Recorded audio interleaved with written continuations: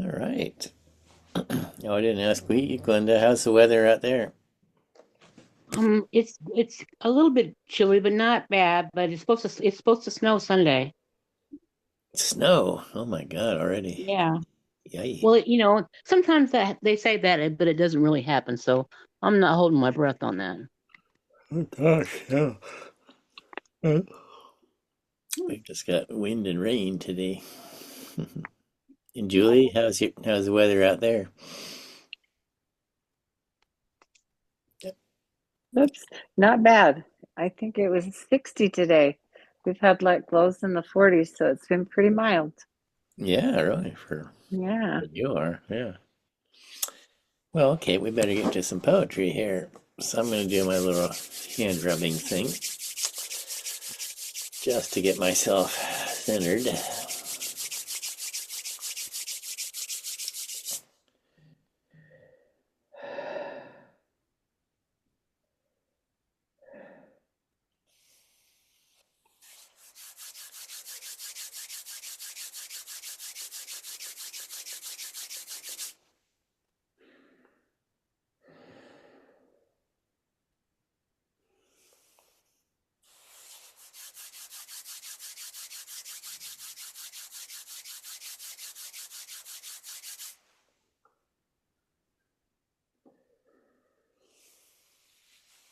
All right. Well, I wanted to have something new, so I scratched out a poem this afternoon. I have no idea if it's any good. Let's see, where is it? Photos.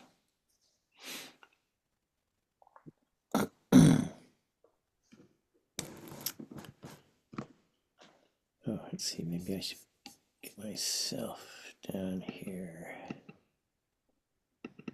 Yeah, there it goes. Okay. Ooh, what happened there?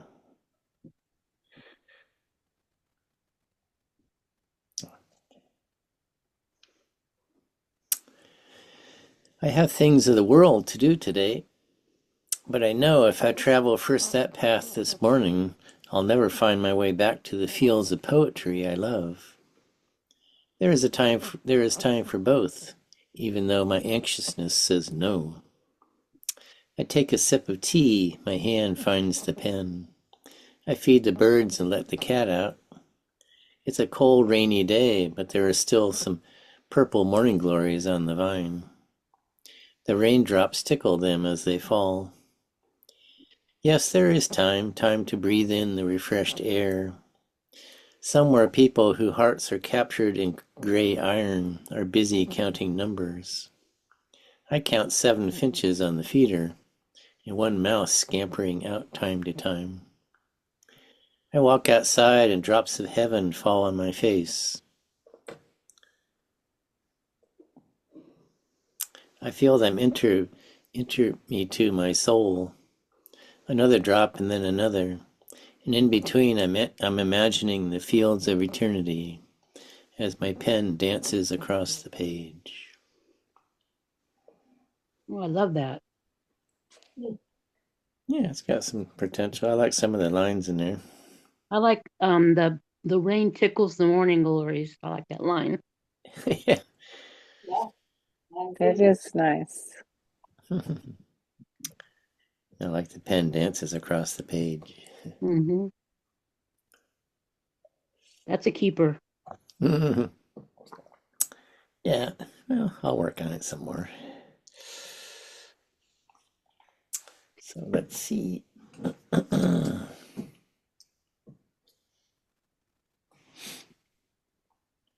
do I do? Oh, I read out of my book.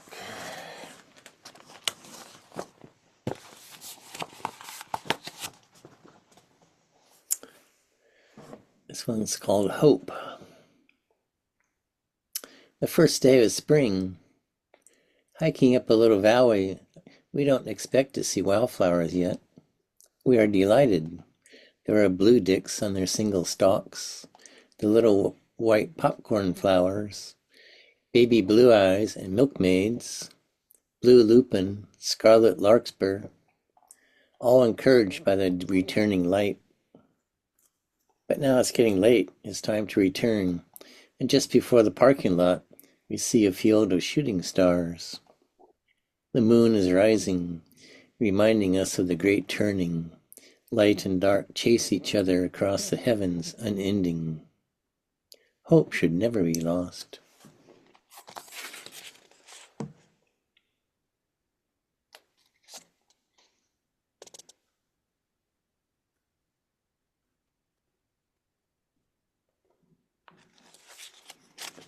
I don't think I've ever read this one. Forgiveness. Today is the oddly named Good Friday. I'm thinking about death and resurrection. As a poet, I know it's metaphorical. The other day I experienced a little death. Through my thoughtlessness, I hurt the feelings of a friend. Now, what was the death? It was to my self-image. I think of myself as a nice person. It was shattered like a broken mirror. I saw so many me's with sharp edges. I don't know how to put the mirror back together. I didn't know how to put the mirror back together. I needed some larger vision. Like they say, when we die, we float above our body and dispassionately view our death. And just as Jesus could forgive his tormentors, we can forgive our own transgressions and find refuge in the joyous whole that can never be shattered. That's not bad.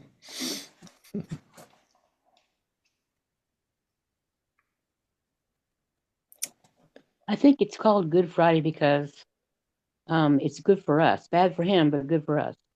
Yeah. Yeah. I still think it's a weird word, a weird name. Yeah, I agree. All my life, I wondered why in the world they call that Good Friday. But when I got older, that's what I came up with. Mm-hmm. Yeah. Yeah, I don't really hold to that. He took all our sins with him. I think he just was showing us that even in the harshest of times, we can have some grace for ourselves. Yeah, I agree. That's a good point. Yep, I Mm-hmm. I agree. Yeah, good. Okay, one more. One more. I don't think I've read this one either. Accepting, which is good to come right after forgiveness. I still like getting up at first light, make my drip coffee. Oh, I don't anymore, but I did then. Go out to my writing studio, experience how nice it is to watch the sparrows and finches come to the feeder. Today a brown towhee comes also. There are white flowers on the apricot tree. Spring is coming. How many times have I seen this? Sometimes I wonder why I'm not more disturbed to be getting old. Then I see my mind seamlessly adjust its desires and expectations with age. Accepting this, I have a glimpse into what has been constantly important through all my stages of life. I was watching Michelle Obama today, and she said something that really struck me, and that's that you only have so many summers left. You have only so many springs left. So you have to pay attention to every single one. Yeah, that's a good way to look at it. Mhm.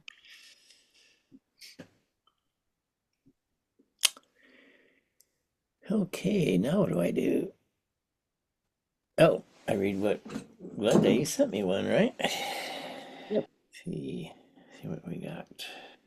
It would be under messages.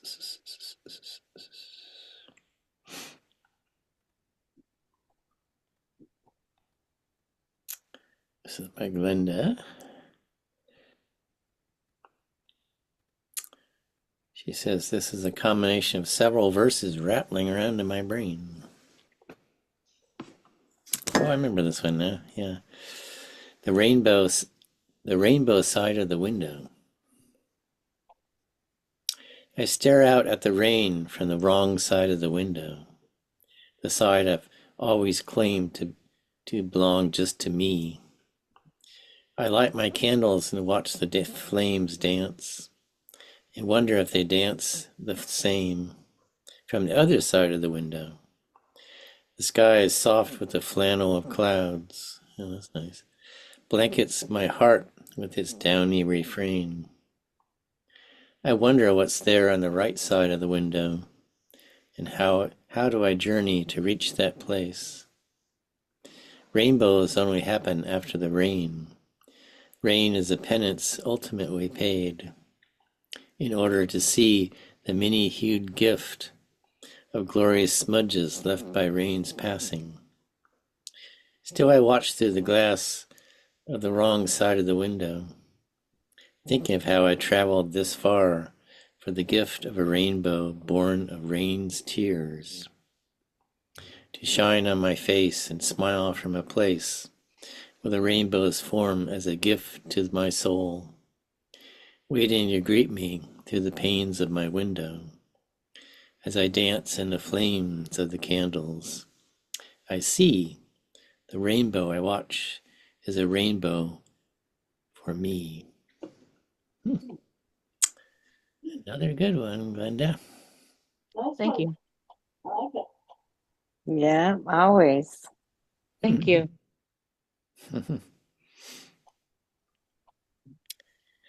I asked Glenda what the wrong side of the window is, and she said it's about not being where the rest of the world is, being alone. I like that line, though. Looking from the wrong side of the window. You said Yeah. wrong side of the window? Or the other side of the window? Yeah, I'm having a little trouble hearing you, Brenda, but Oh, well, I know them further away. it's okay. I can hear her voice, but I can't make out her words. Yeah, they're a little they're a little jumbled by something in technology land, I think. I like being on the other side of the window. Now, you like being on the other side of the window? Is that what you said? Yes. Uh-huh. Yeah, I like that. So, thank you. It's a nice phrase. It kind of makes you think. Yeah, there's some great lines in there too. The flannel of the clouds.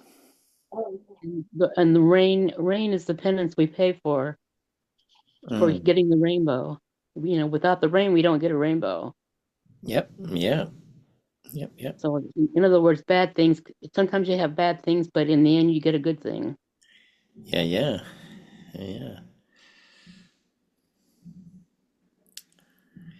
Yeah, you said rainbow born of rain's tears. That's another good line.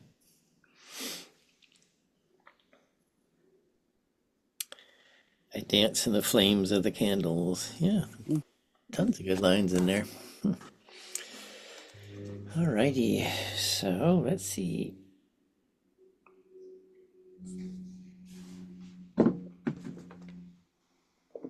I'm running one now about questions.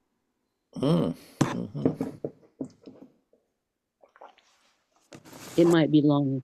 I have a lot of questions. Okay. Well, I'll be looking for it in my texts. Texts. It's hard to say. Texts. Alrighty. Well, we got some time. I guess I'll read some other people's stuff. Here's William Stafford.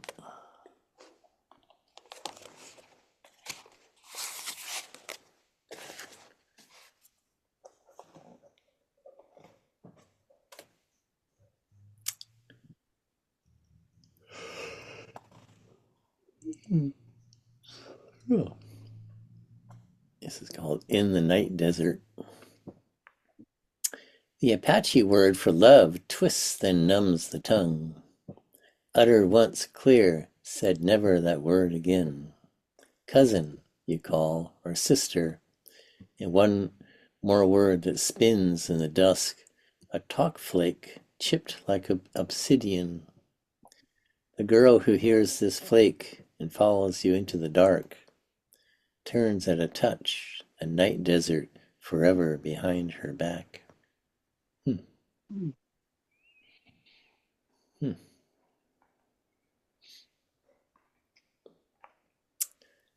Yeah, let's see one more by him. Before the big storm.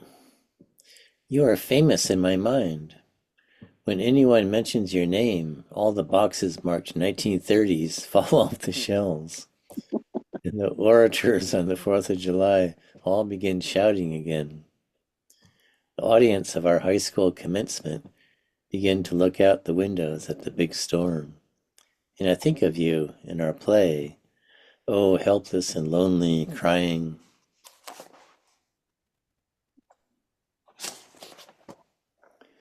And your father is dead again. He was drunk, he fell. When they mention your name, our houses out there in the wind creak again in the storm.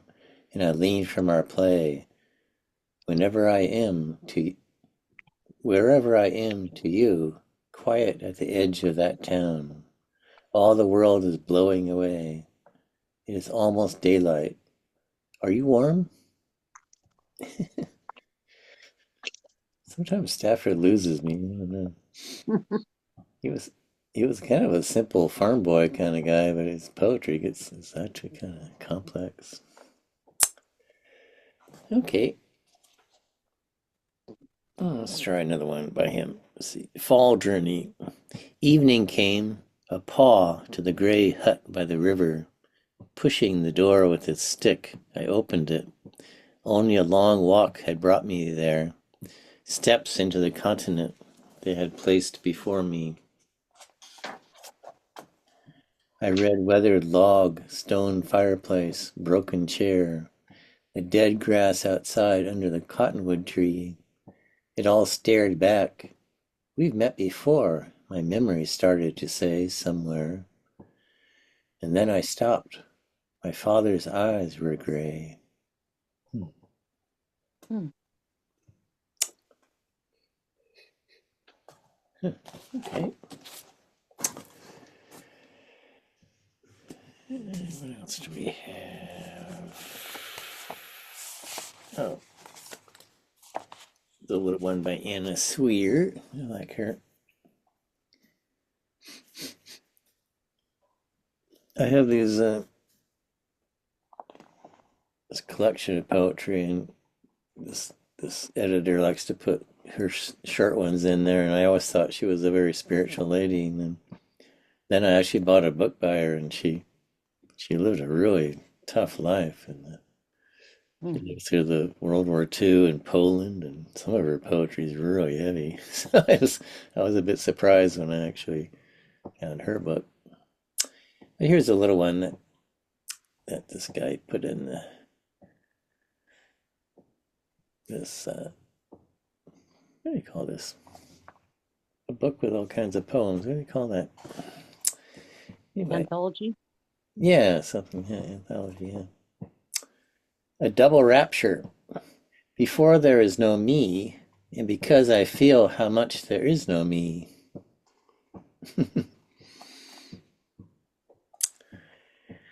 And here's one by Gary Snyder. Wait, that's the whole poem? That The was whole all. poem? That was a whole poem. It's Hey. almost like a little haiku. Yeah.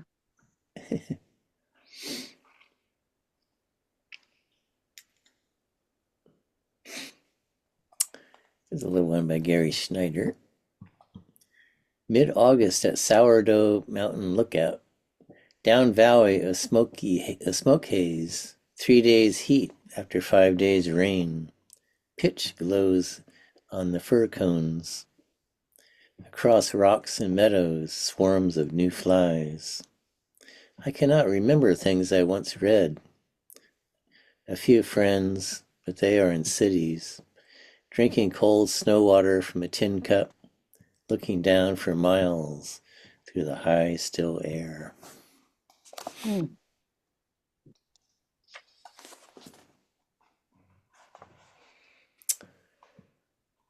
Here's a little one by some old, probably Japanese feller, or maybe woman. This slowly drifting cloud is pitiful. What dreamwalkers men become, Awakened, I hear the one true thing. Black rain on the roof of Fukakasu Temple.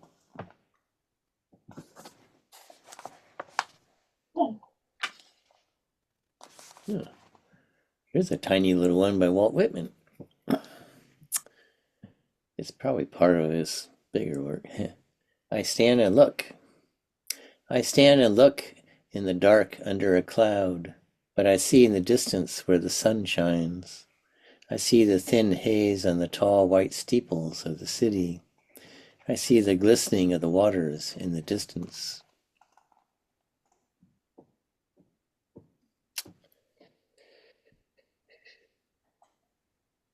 Yeah, let's try this one by Philip Larkin. Here, swerving east from rich industrial shadows and traffic all night north, swerving through the fields, too thin and thistle to be called meadows, and now and then a harsh named halt that shields workmen at dawn, swerving to solitude of skies and scarecrows, haystacks, hares, Hares, the rabbit type, hares and pheasants, and the widening river's slow presence, the piled gold clouds, the shining gull-marked mud. Yeah, that's nice, isn't it? Gathers to the surprise of a large town. Here domes and statues, spires and cranes cluster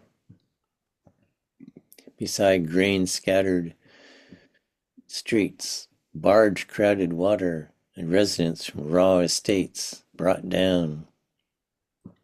The dead straight miles of stealing, flat-faced trolleys pushed through the plate glass swing door to their desires. Cheap suits, red kitchenware, sharp shoes, and iced lollies. Electric mixers, toasters, washers, dryers.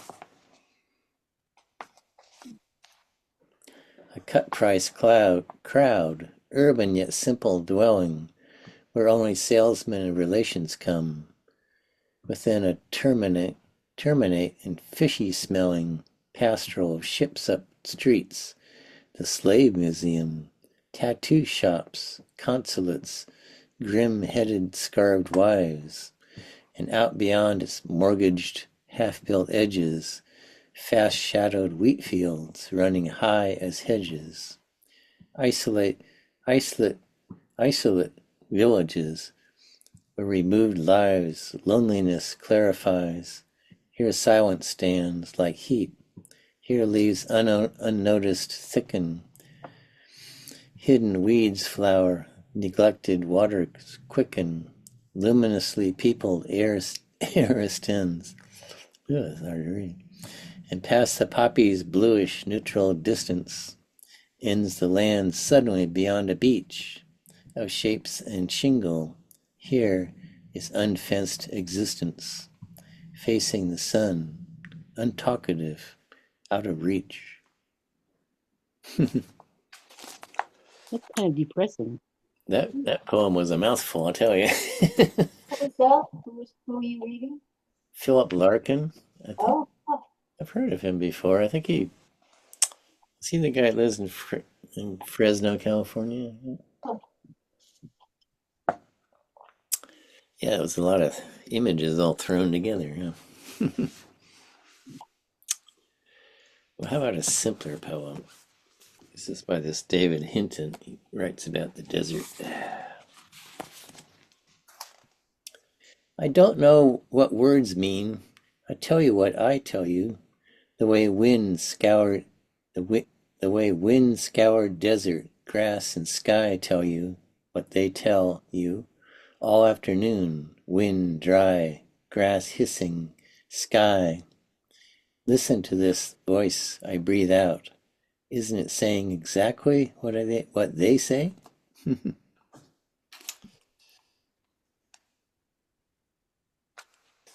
Let's try one more of him. I have wanted what I have, wanted of life, and perhaps I have wanted too much. But today, lungs winged, blue with sky, breath after breath, I think only sky, and remember only sky, and it feels like enough, like everything sky ever wanted.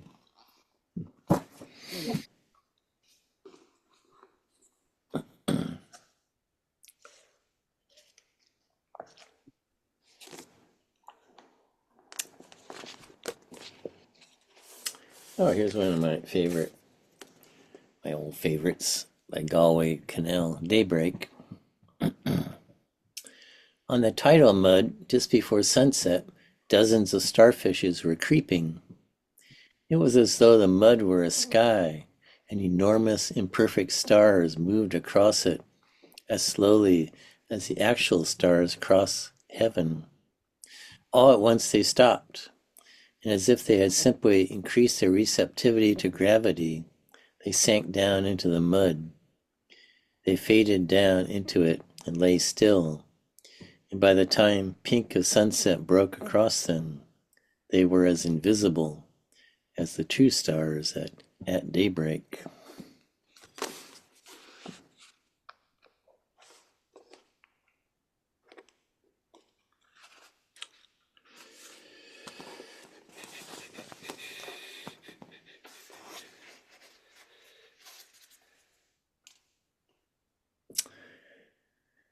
Oh, shall we try a Wallace Stevens? Another old poet. The old Lutheran bells at home. These are the voices of the pastors calling in the names of St. Paul and of Halo John and of other holy and learned men among them. Great choristers, propounders of hymns, trumpeters, to Rome when the scrumptious Francis, and Sunday women, the nurses of the Spirit's innocence. These are the voices of the pastors calling much rough-end being to smooth paradise, spreading out fortress walls like fortress wings. Deep in their sound, the stentor martin sings. Stentor mountain. Stentor mean. Dark Juan looks outward through his mystic brow. Each sexton has his sect. The bells have none. These are the voices of the pastors calling, and calling like the long echoes in the long sleep. Generations of shepherds to generations of sheep. Each truth is a sect, though no bells ring for it. And the bells belong to the sextons, after all, as they jangle and dangle and kick their feet.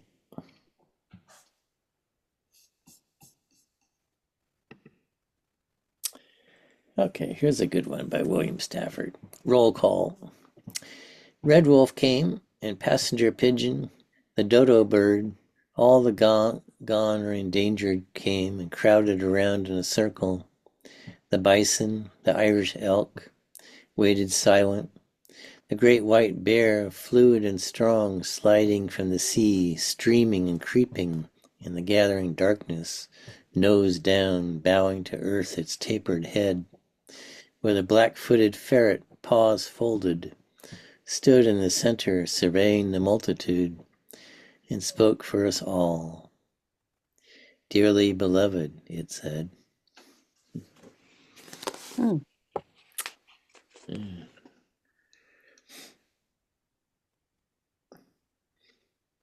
That's kind of deep.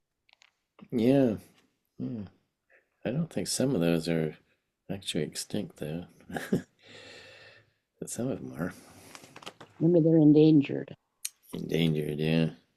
Maybe that's it. Okay. Here's a fun one. I am not I, Juan Ramon Jimenez. I am not I. I am this one walking beside me whom I do not see, whom at times I manage to visit, and whom at other times I forget. The one who remains silent when I talk. The one who forgives, sweet when I hate. The one who takes a walk where I'm not. The one who will remain standing when I die. Wow. Yeah. That says something right there. Yeah. Our better part is with us all the time, even though we don't know it. Yeah. Here's another one, nice one by Juan Ramon. What a great name, Juan Ramon Jimenez. Oceans. I have a feeling that my boat has struck down there in the depths against a great thing, and nothing happens. Nothing. Silence, waves. Nothing happens. Or has everything happened? And are we standing now quietly in the new life? Or just, well, let's see. I think it's Mary time.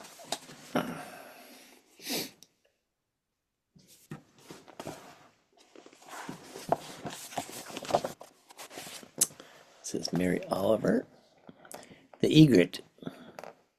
Every time but one, the little fish and the green and spotted frogs know the egret's bamboo legs from the thin and polished reeds at the edge of the silky world of water.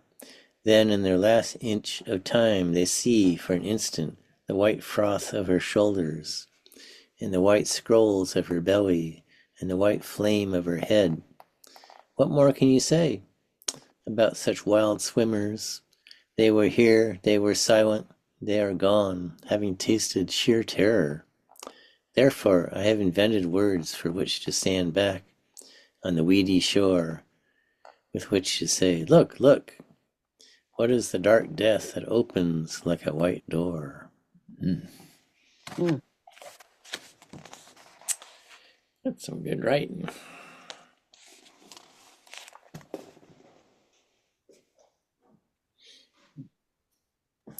Rice. It grew in the black mud. It grew under the tiger's orange paws. Its stems thinner than candles and as straight. Its leaves like the feathers of egrets, but green. The grains crusting, wanting to burst. Oh, blood of the tiger, I don't want you to just sit down at the table. I don't want you just to eat and be content. I want you to walk out in the fields where the water is shining and the rice has risen. I want you to stand there, far from the white tablecloth. I want you to fill your hands with the mud like a blessing.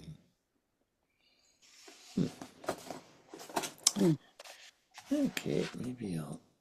Oh, this is a long one. Maybe I'll have time. Maybe I should read this one since it rained here. Rain. It's in a bunch of parts. I don't know if I'll have time to read it all, but wow. It's like 8 parts. Oh well, I'll read a few of them. Rain, number 1. All afternoon it rained. Then such power came down from the clouds on a yellow thread, as authoritative as God is supposed to be. When it hit the tree, her body opened forever. Oh, that's lightning. Okay. Number 2, the swamp. Last night in the rain, some of the men climbed over the barbed wire fence of the detention center.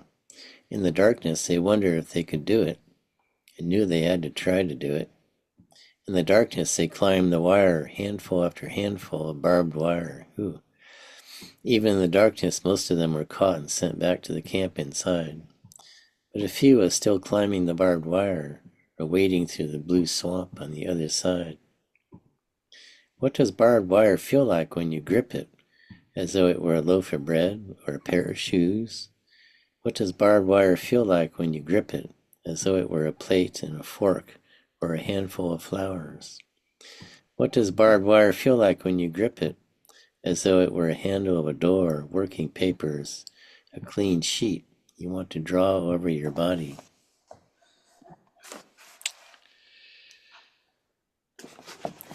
I think grabbing barbed wire would hurt. Yeah. Number 3. Or this one. On a rainy day, my uncle lying in the flower bed, cold and broken, dragged from the idling car with his plug of rags and his gleaming length of hose. My father shouted, Then the ambulance came. Then we all looked at death. Then the ambulance took him away from the porch of the house. I turned back once again, looking for my father, who had lingered and was still standing in the flowers. Who was that motionless, muddy man? Who was that tiny figure in the rain? This is heavier than most, Mary. Yeah. Maybe I'll read a few more. Maybe they'll lighten up. Early morning, my birthday. The snails on the pink sleds of their body are moving among the morning glories. The spider is asleep among the red thumbs of the raspberries. What shall I do? What shall I do? The rain is slow. The little birds are alive in it. Even the beetles. The green leaves lap it up. What shall I do? What shall I do? The wasp sits on the porch of her paper castle. That's what it's like. The blue heron floats out of the clouds. The fish leap, all rainbow in mouth from the dark water. This morning, the water lilies are no less lovely, I think, than the lilies of Monet.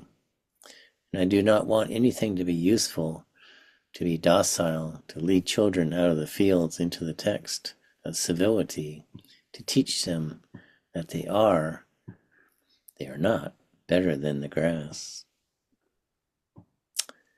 Number 5, at the edge of the ocean. I have heard this music before, saith the body. Number 6, the garden. The kale's puckered sleeve, the pepper